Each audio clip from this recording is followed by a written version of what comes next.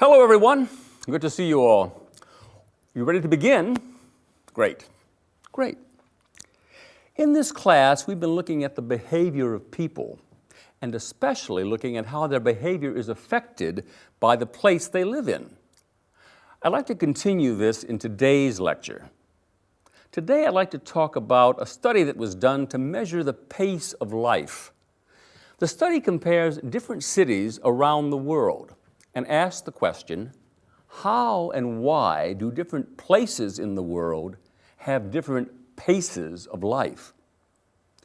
As you probably know, pace tends to be part of how we describe the atmosphere of the place. If you've traveled a bit or read about life in different places, you know that the pace of life differs in different cultures and places, right? But why are some places faster than others? What exactly are the factors that make up the differences in pace of life? Before we discuss this question, I want to make sure that we all have the same idea about the meaning of pace of life. By pace of life, I mean the speed at which life is lived or business is carried out. Okay? Let me get that up for you.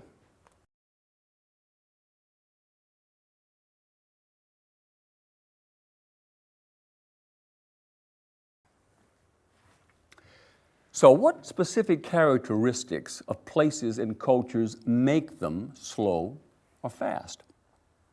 One social psychologist, a fellow named Robert Levine, a professor at California State University in Fresno, California, created a study that allowed researchers to analyze some data, some numbers, that could accurately define the pace of life of a place. He wanted to know the answer to this question. What makes a place have a slow or fast pace? Here's how he and his researchers went about it. They analyzed and compared 31 different cities around the world. They looked at 3 different factors. Let me put them up here so you can follow. Right? What is the average walking speed of the place? Now, to measure that, he randomly selected people, both men and women, and watched the speed at which they walked in crowded downtown areas. He watched them as they walked a distance of 60 feet, or about 20 meters.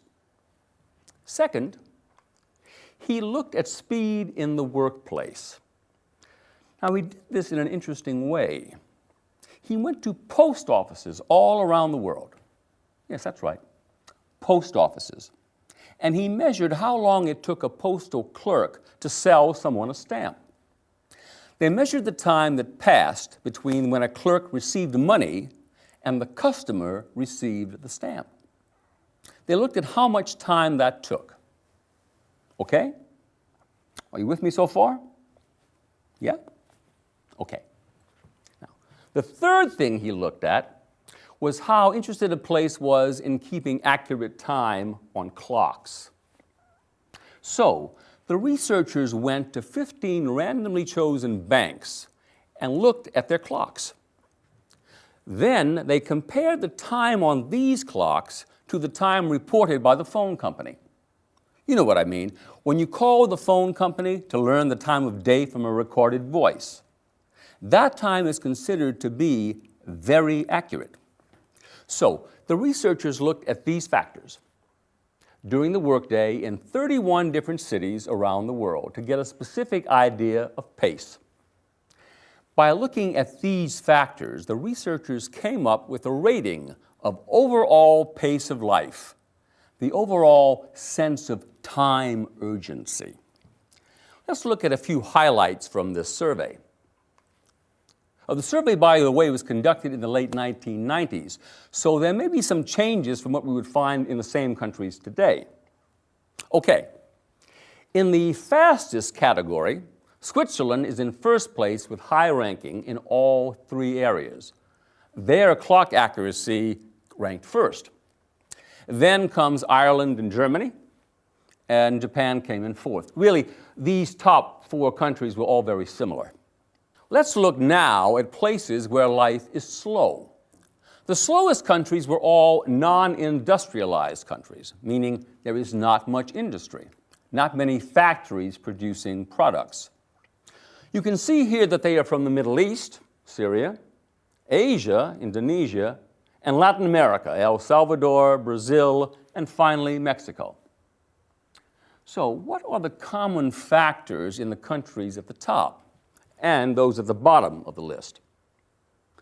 For these experiments and other studies, the researchers found 5 main factors that affect the pace of life in cultures around the world. Let's look at those. People tend to move faster in places with vital economies, lots of money changing hands. A high degree of industrialization, lots of companies. Larger populations, many people. Cooler climates, not the hot ones. And cultures that value individualism versus valuing the group. Interesting, don't you think? Unfortunately, we can't get into this discussion now. We'll talk about these details in the next class. All right?